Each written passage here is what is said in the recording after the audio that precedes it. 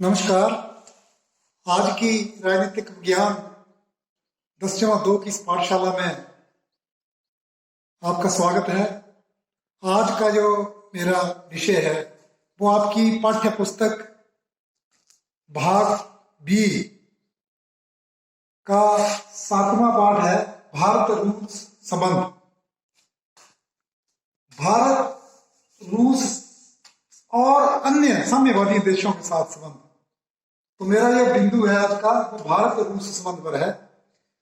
भारत और रूस का संबंध 1947 से ही बहुत बेहतर रहे हैं। एक रूस ही ऐसा देश था जो भारत का बहुत ही विश्वास पात्र मित्र रहा है, मित्र देश रहा है। सबसे पहले क्योंकि स्वतंत्रता प्राप्ति के बाद रूस और भारत, भले ही रूस जो था वो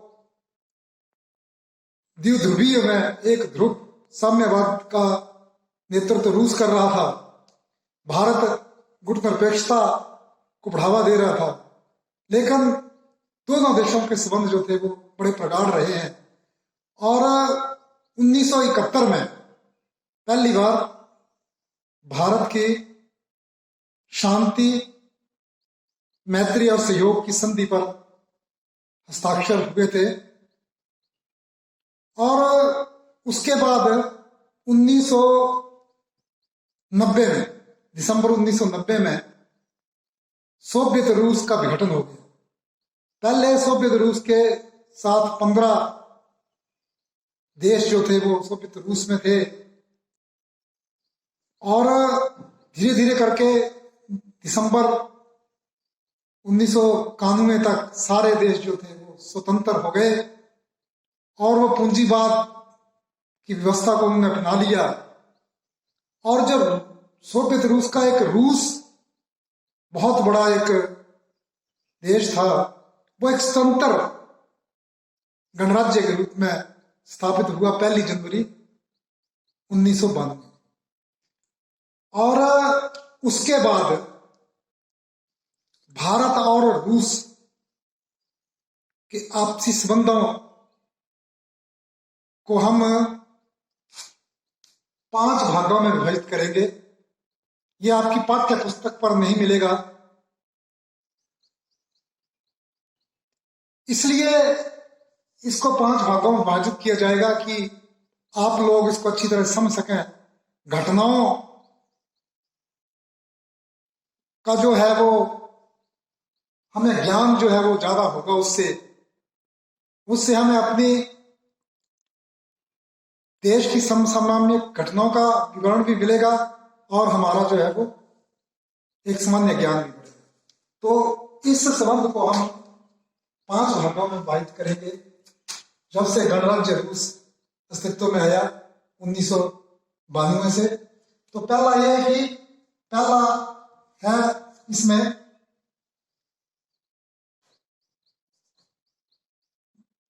नरसिम्हा राव सरकार। नरसिम्हा राव सरकार के समय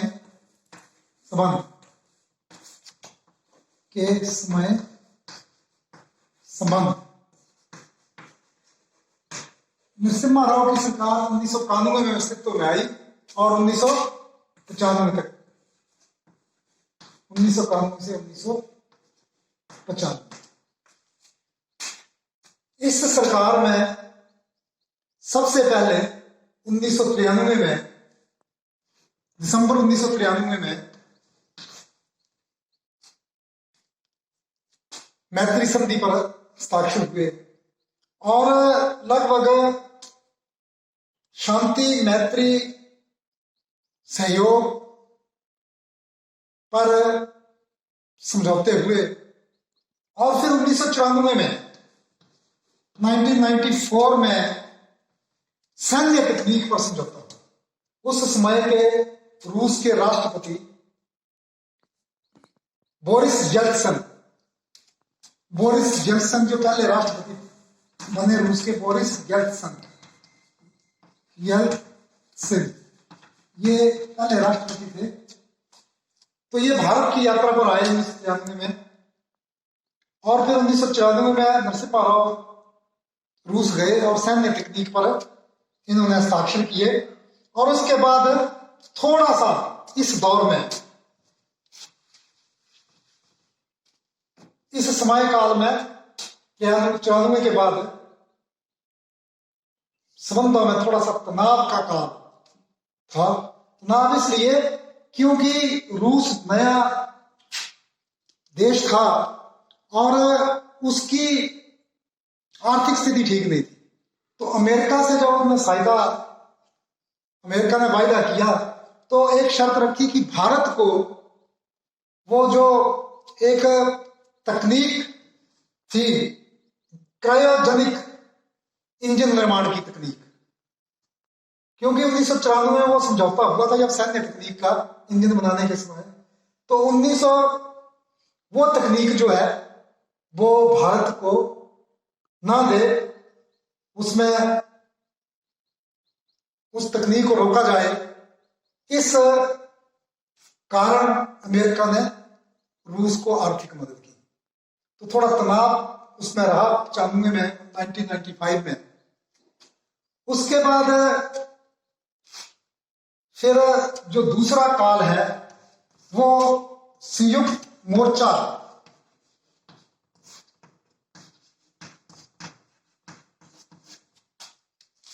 के समय में संबंध, इस समय में ये जो काल था ये 1996 साल।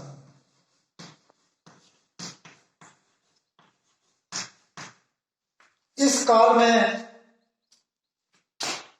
प्रधानमंत्री एच.डी. देवेगौड़ा, ये काल जो था वो मैत्री पूर्ण संबंधों का काल था। यहां शुरू किया क्योंकि एच.डी. देवेगौड़ा जो थे वो 1996 में रूस गए और उनके साथ मैत्रीपूर्ण संबंधों पर हस्ताक्षर हुए। इसमें बहुत सारे समझौते हुए, लेकिन अभी तक वो जो क्रायोजेनिक इंजन का जो तकनीक थी उस पर ज्यादा उन्होंने उस बात को धी लिया। लेकिन लगातार जो है वो रूस के राष्ट्रपति भी इंद्र कुमार गुजराल की सरकार आई फिर, तो ये बाद में भी वहां से राष्ट्रपति उधर जाते रहे, उधर से उधर प्रधानमंत्री के दौरे भी हुए। तो ये एक मैत्री का एक अच्छा काल जो था, अच्छा रहा इसमें। और तीसरा इसमें अटल बिहारी वाजपेयी के काल में, अटल बिहारी वाजपेयी का काल जो था वो 1998 से लेकर 2003 तक रहा। और इस काल में भी भारत और रूस की मित्रता प्रगाढ़ होती चली गई। 1998 में हालांकि भारत ने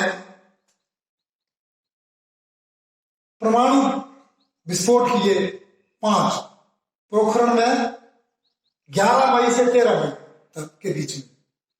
उससे अमेरिका और दूसरे देश जो थे उन्होंने भारत पर प्रतिबंध लगा दिया। हालांकि रूस ने आलोचना तो की लेकिन समर्थन भी किया कि भारत के काम का समर्थन भी किया। और उसके बाद 1999 में कारगिल युद्ध जब हुआ तो कारगिल युद्ध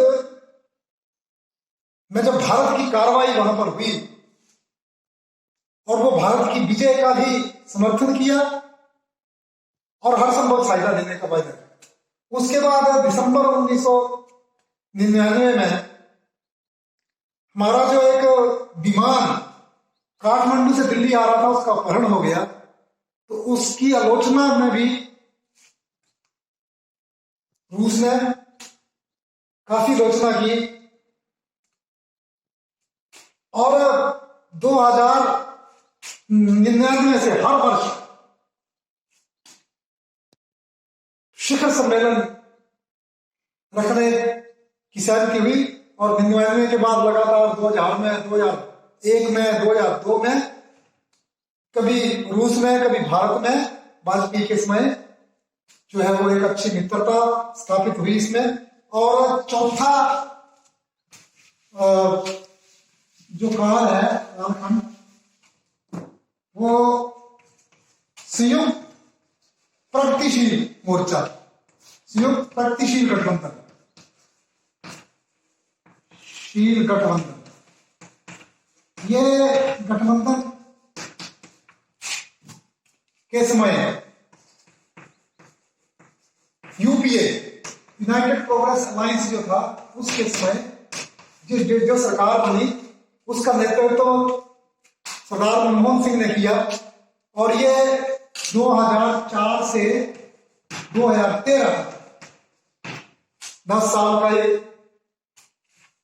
लंबा समय काल जो वाजपेयी के समय से शिखर सम्मेलन होते थे, उस शिखर सम्मेलन लगातार वो होते गए और प्रतिवर्ष वार्षिक शिखर सम्मेलन होते गए। उसके बाद 9 मई 2005 को मैं प्रधानमंत्री सरदार मनमोहन सिंह रूस की यात्रा पर गए और वहां पर विश्व युद्ध जो सेकंड वर्ल्ड वॉर था, उस सेकंड वर्ल्ड वॉर में शहीदों को श्रद्धांजलि देने के लिए गए और वहां पर श्रद्धांजलि देने के बाद बहुत सारे समझौते हुए। उसके बाद 2010 में 26/11 का जो 2008 में 26/11 मुंबई में उग्रवाद की जो घटना हुई, उसके विरोध में भी रूस ने भारत का पूरा साथ दिया और भारत को यथाशक्ति सहायता दी। 2008 में ही लगभग 29 समझौते किए गए और ये समझौते जो थे वो तकनीक के, ऊर्जा के क्षेत्र में, बिजली के क्षेत्र में, या फिर परमाणु संयंत्र स्थापित करने की दिशा में काम करने के लिए निवेश करने के क्षेत्र में हो, चाहे वो दूसरे जो क्षेत्र है जिसमें लड़ाकू विमान की बात की गई हो, चाहे दूसरा जो हमारी समुद्री उसके लिए भी बहुत सारा जो है वो वहां पर समझौते इसमें हुए। 29 जो एक पैक्ट हुआ उसमें। और उसके बाद 2010 में परमाणु जो प्रौद्योगिकी, रिएक्टर प्रौद्योगिकी प्रोजेक्ट, ये कड़कुंडलम में, ये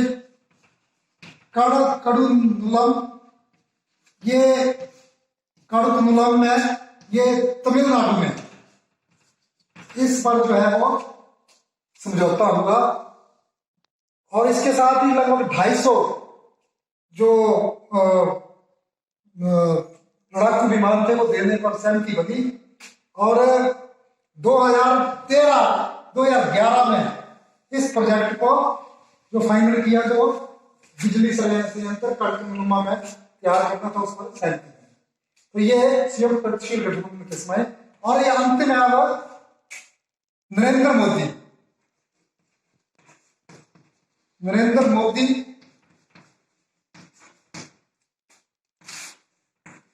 के शासन काल में, नरेंद्र मोदी का शासनकाल 2014 से 2000 से अब तक चल रहा है। वो 2014 में बहुत सारे समझौते जो थे वो किए गए और इसमें लगभग रूसी राष्ट्रपति भारत पहुंचे 2014 में। और 2014 में 15वां शिखर सम्मेलन था, क्योंकि 1999 से ये कॉन्फ्रेंस होते रहते थे। तो उस कॉन्फ्रेंस में जो है वो सहयोग, मैत्री और शांति के लिए 20 समझौते हुए 2014, दिसंबर 2014 लगभग 20 समझौते किए। और इसको आगे ले जाने के लिए 2018 में, 2017 में जो लगभग 17वीं वर्ष का, क्योंकि 1947 में भारत के साथ राजनीतिक संबंध जो भारत ने रूस के साथ बनाए थे और इन संबंधों का 17वीं वर्षगांठ मनाने का निश्चय हुआ और उसमें प्रधानमंत्री नरेंद्र मोदी है और के राष्ट्रपति व्लादिमीर पुतिन ने मिलकर के एक समझौते पर हस्ताक्षर किए और ये सैन्य तकनीक के समझौते और दूसरे समझौते जो है वो हुए। इसके साथ ही भारत के जो संबंध थे वो रूस के साथ बहुत अच्छे रहे हैं, लेकिन बीच में क्योंकि भारत ने एक समन्वय स्थापित किया, अमेरिका के साथ अच्छे संबंध रहे बनाए हैं नरेंद्र मोदी ने, उसके बाद जो साम्यवादी देश हैं उनके साथ भी अच्छे संबंध स्थापित किए हुए हैं। तो इस तरह से ये 5 भागों में विभक्त किया है ताकि इसको समझने में आसानी हो कि कब क्या हुआ और उस समय में क्या क्या समझौते हुए। तो भारत और रूस के संबंध पर ये 5 जो यहाँ पर शीर्षक दिए हैं उसको करके अच्छी तरह से हम लोग उसको समझ सकते हैं। तो आज के लिए इतना ही, धन्यवाद।